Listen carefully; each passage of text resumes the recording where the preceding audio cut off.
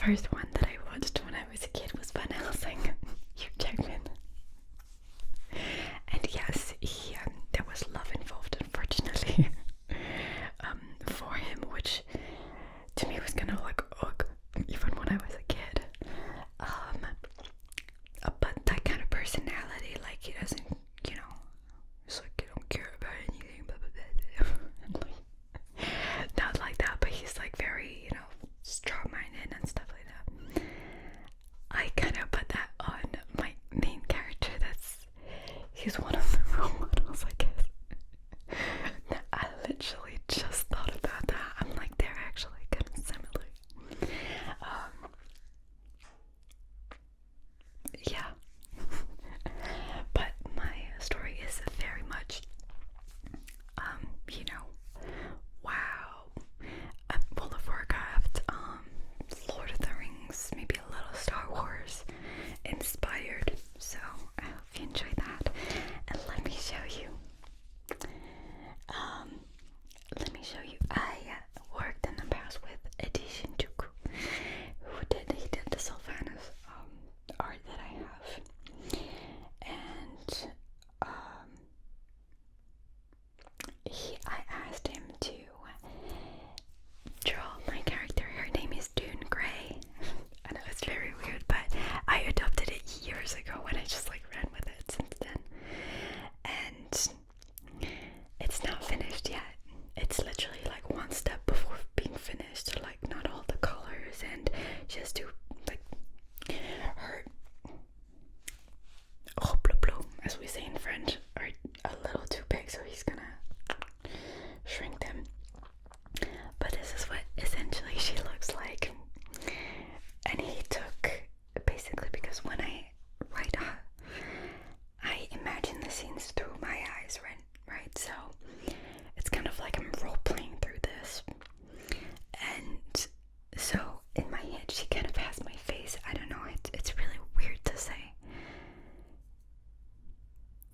I don't know, it's very strange.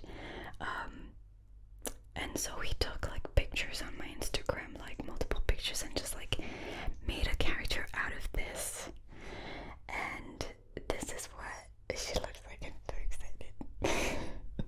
Okay, I don't know if you can see shit. Wait. Yes.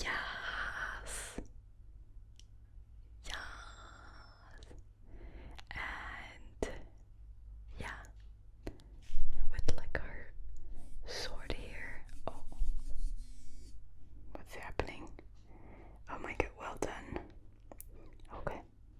No, it's my heart rate.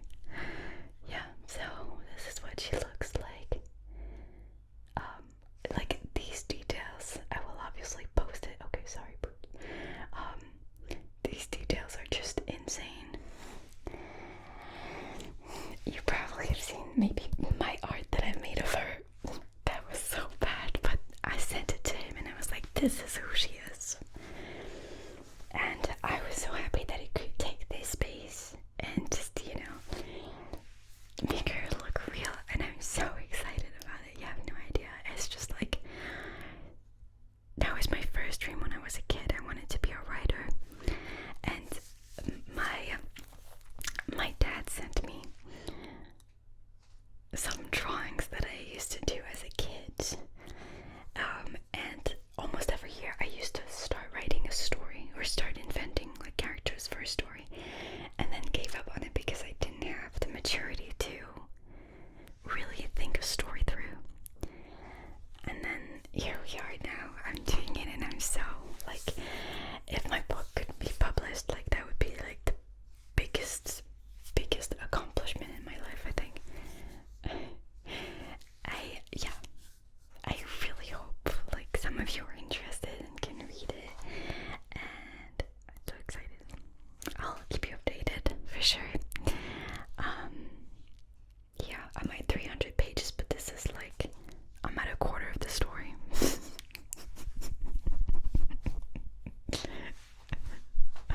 Whatever, you'll have it in 2027. I'm joking. But yeah. And what I would love to do, and I think it would be way too expensive, but maybe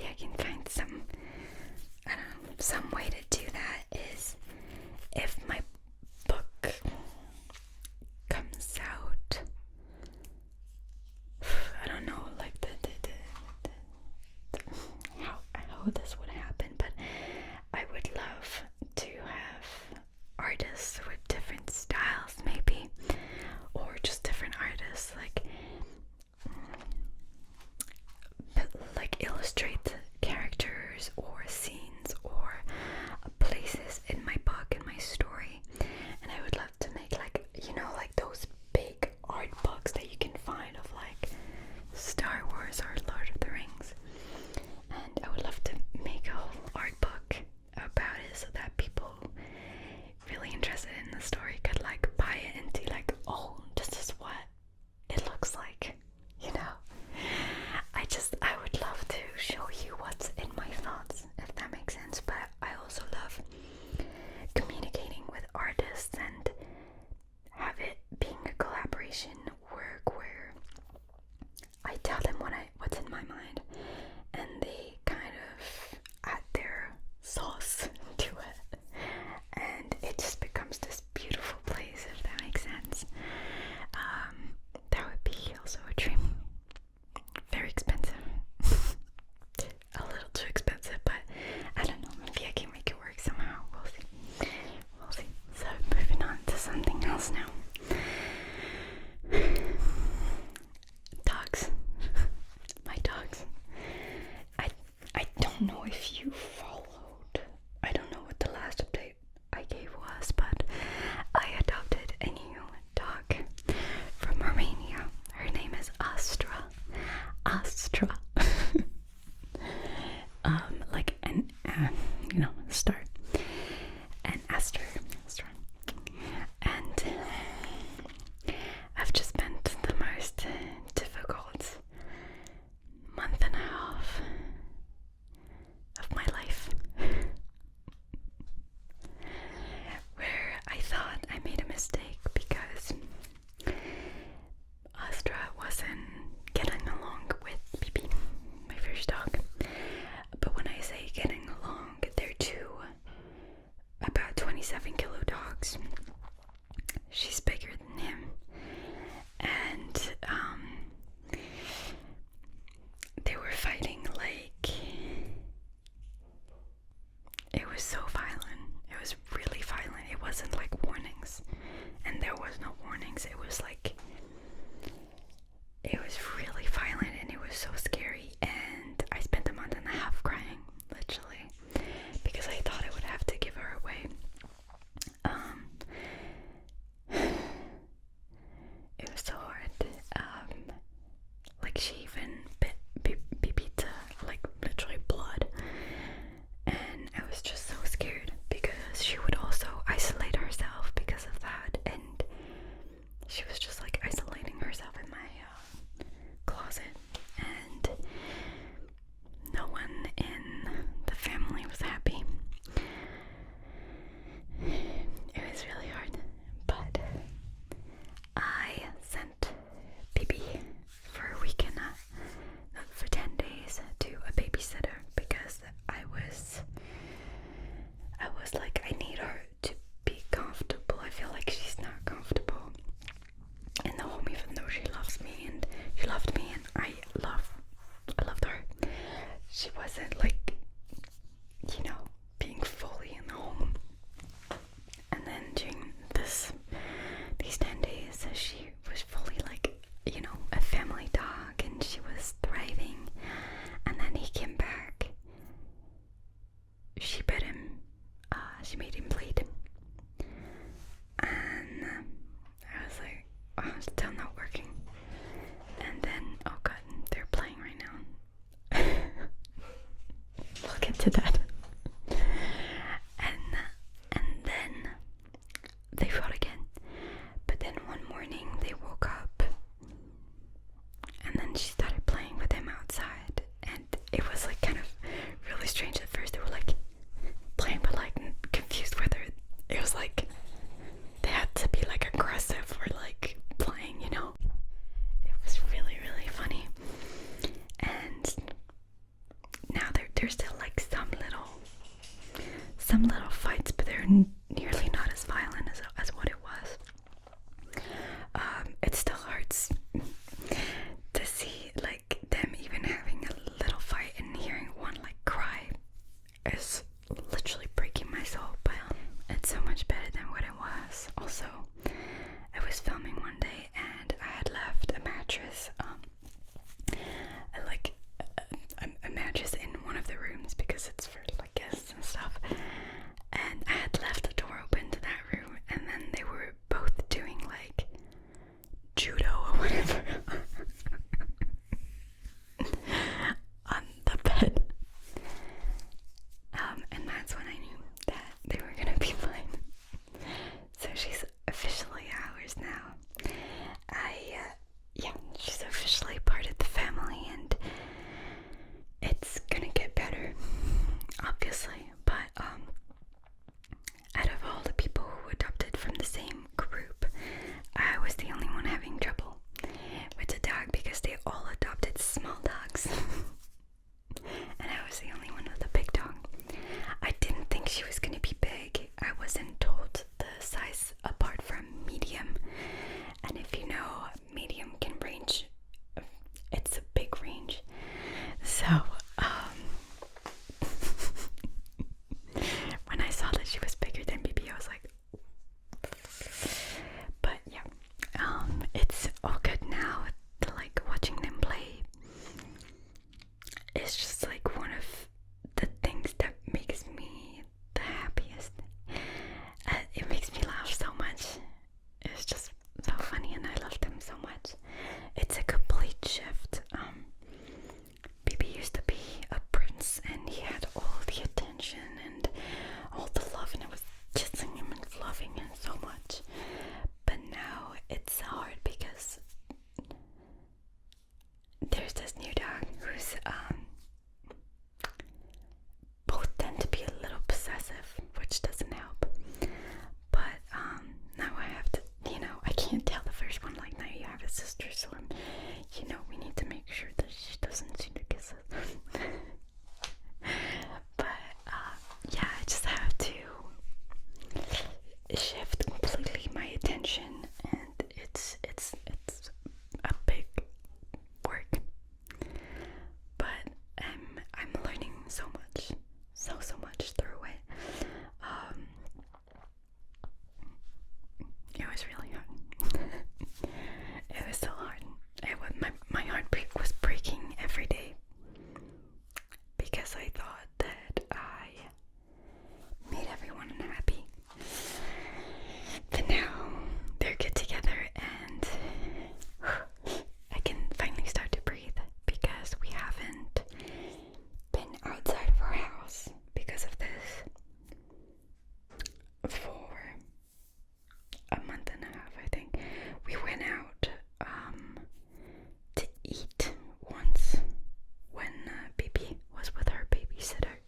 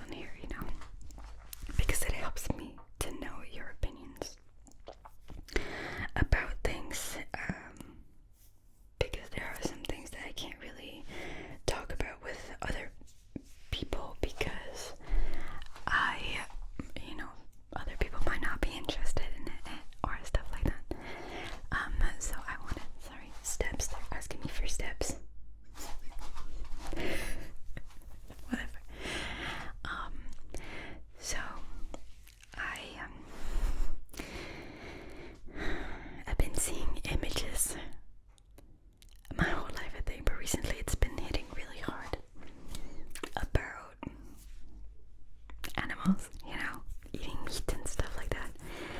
And I come from a French Moroccan family.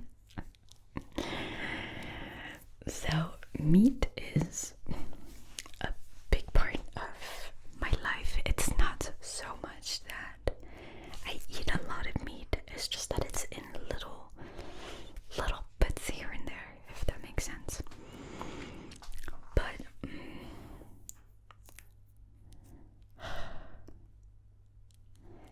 I wish I could be pescatarian.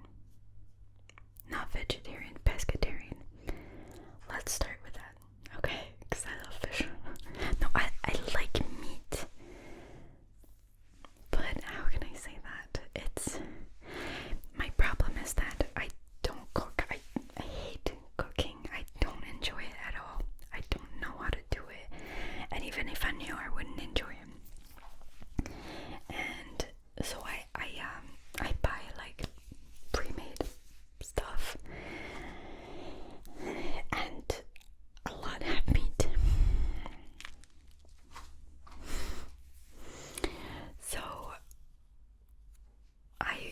maybe there's that kind of stuff, but vegetarian, pescatarian, vegetarian, but I don't know anything about it. How can I say, like, it's a new world, that I'm trying to get to? But it's so, I don't know where to start, because I ate a product that was vegetarian. Like, they made one product that I love, sausages, in vegetarian version.